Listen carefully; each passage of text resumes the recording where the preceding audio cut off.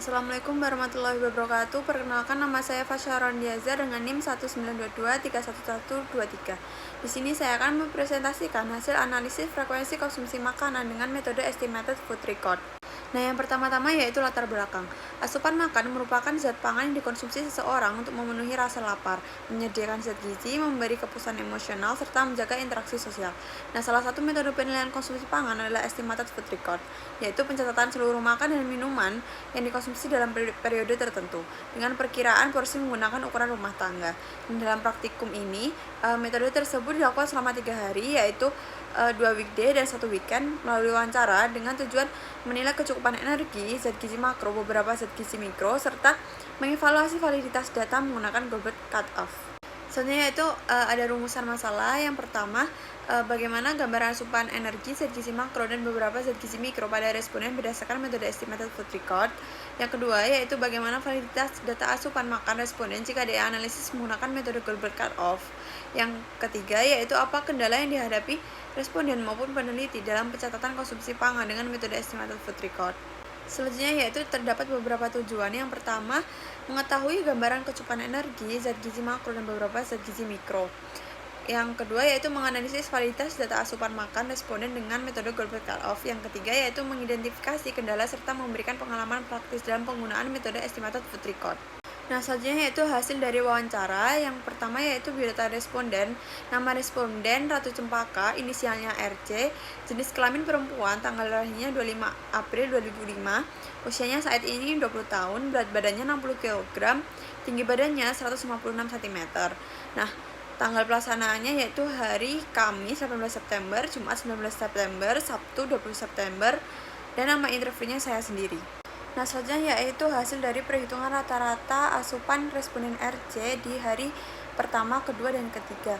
Berdasarkan hasil analisis, rata-rata asupan gizi responden masih belum optimal, terutama pada energi, karbohidrat, vitamin C, zat besi, dan kalsium yang tergolong defisit, dengan resiko underreporting karena nilai EI per BMR 0,79 berada di bawah cut-off Goldberg. Nah, sementara itu protein tergolong defisit sedang, lemak dan zinc tergolong cukup, vitamin A tergolong melebihi kebutuhan, serta natrium masih dalam batas aman. Secara keseluruhan, pola konsumsi responden belum seimbang sehingga diperlukan perbaikan kualitas dan kuantitas asupan makanan untuk memenuhi kebutuhan gizi harian. Nah, berikut adalah hasil analisis kecukupan energi responden RC. Yang pertama diperoleh IMT-nya yaitu 24,7, yang kedua yaitu BMR-nya 1415,8 kalori. Yang ketiga yaitu ada SDA diperoleh sebesar 141,58 kalori per hari, dan yang keempat yaitu physical activity energi diperoleh 2413,9 kalori per hari. Nah, selanjutnya yaitu berdasarkan hasil analisis menggunakan metode Goldberg Cut-Off, tercatat energi intake responden sebesar 1361,53 kalori dengan BMR sebesar 1415,8 kalori. Nah, sehingga rasio energi intake per BMR diperoleh 0,9. Nah, nilai ini berada di bawah ambang batas minimal yaitu 1,1, sehingga dikategorikan sebagai underreporting, yang berarti asupan energi yang dilaporkan responden lebih rendah dari kebutuhan energi minimal tubuh.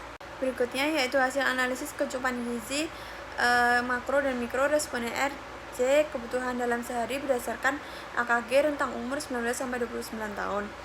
Nah, untuk zat gizi makronya yang pertama yaitu ada energi masih belum memenuhi atau kurang, karbohidrat belum memenuhi atau kurang, protein juga masih belum memenuhi atau kurang, sedangkan lemak melebihi.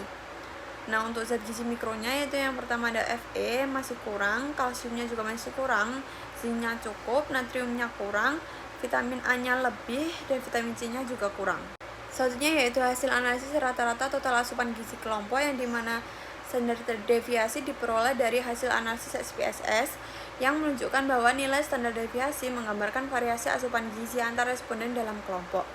Nah, standar deviasi yang besar seperti pada energi, vitamin A, dan vitamin C menunjukkan adanya perbedaan konsumsi yang sangat lebar antara individu. Nah, di mana sebagian responden mengonsumsi jauh lebih tinggi dibanding yang lain.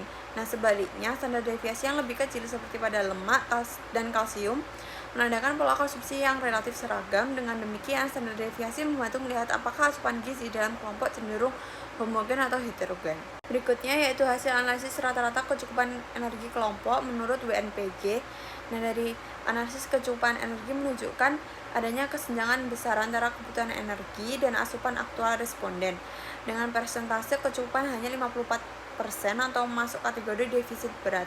Nah, kondisi ini mencerminkan kekurangan energi signifikan yang berisiko menurunkan produktivitas dan mengganggu fungsi tubuh serta meningkatkan masalah gizi dan kesehatan bila berlangsung terus-menerus. Selanjutnya yaitu hasil analisis rata-rata kecukupan zat gizi makro dan mikro dalam kelompok. Yang pertama, zat gizi makro, kebutuhan energinya masih belum memenuhi atau kurang, karbohidratnya juga belum memenuhi atau kurang, proteinnya juga belum memenuhi atau kurang, serta lemaknya juga masih belum memenuhi atau kurang.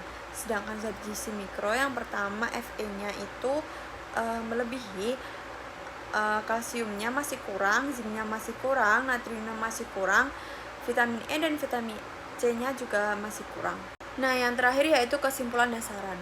Hasil analisis menunjukkan adanya kesenjangan nyata antara kebutuhan dan asupan gizi, baik pada responden, individu maupun kelompok, yaitu 17 responden dengan rata-rata energi hanya 1206,78 kalori atau 53,63% dari AKG, serta defisit makro dengan sebagian besar mikronutrien kecuali zat besi yang berlebih.